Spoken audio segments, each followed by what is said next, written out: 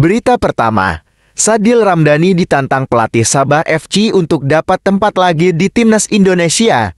Sadil Ramdhani dapat tantangan dari pelatih Sabah FC Ong Kim Sue untuk dapat tempat lagi di timnas Indonesia.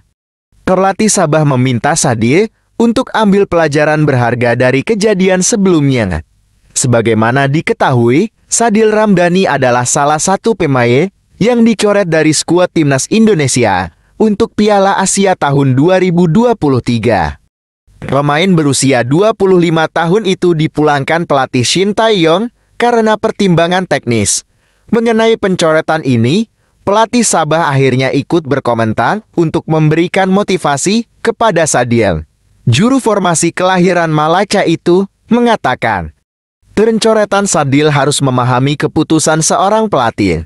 Sadil dan seluruh pemain harus memahami ketika mereka berada di level klub dan tim nasional berbeda.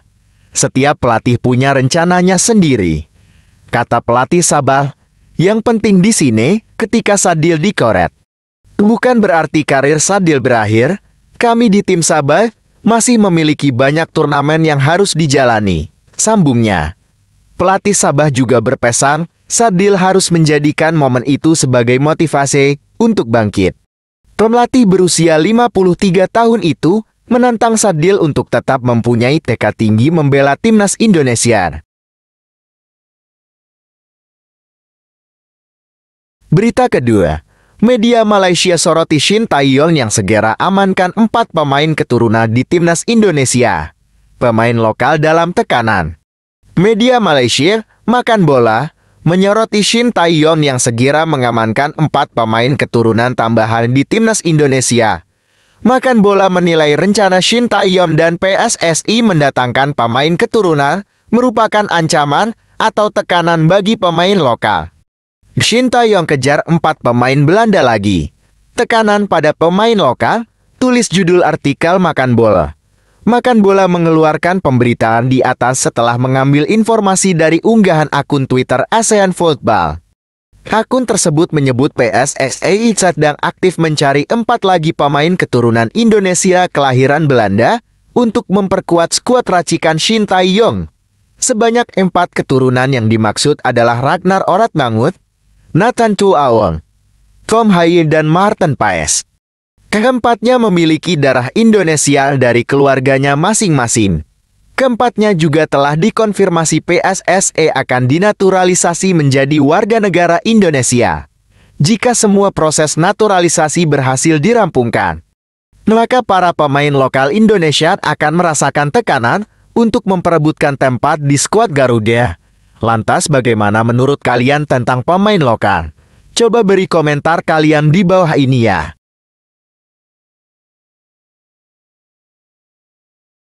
Berita ketiga, kisah catatan gila Elkan Bagot di timnas Indonesia sukses bikin pelatih Bristol Rovers kagum.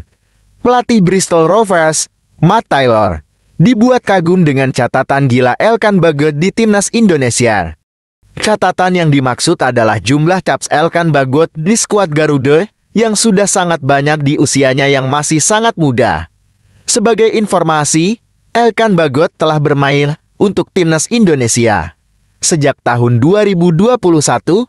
Sejak saat itu, Elkan Bagot telah mencatatkan 22 caps dengan timnas Indonesia senior.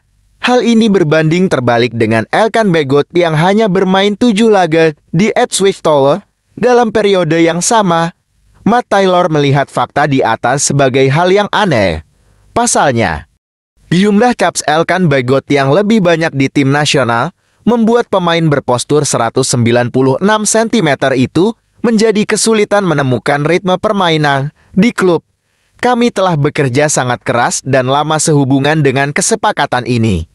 Kami pertama kali melakukan kontak dengan Ipswich Town sebelum jendela transfer dan ada komunikasi yang konstan, kata Matt Taylor. Dia lebih banyak bermain di level internasional dibandingkan di level klub. Kedengarannya hal yang aneh untuk dikatakan, Matt Taylor menjelaskan.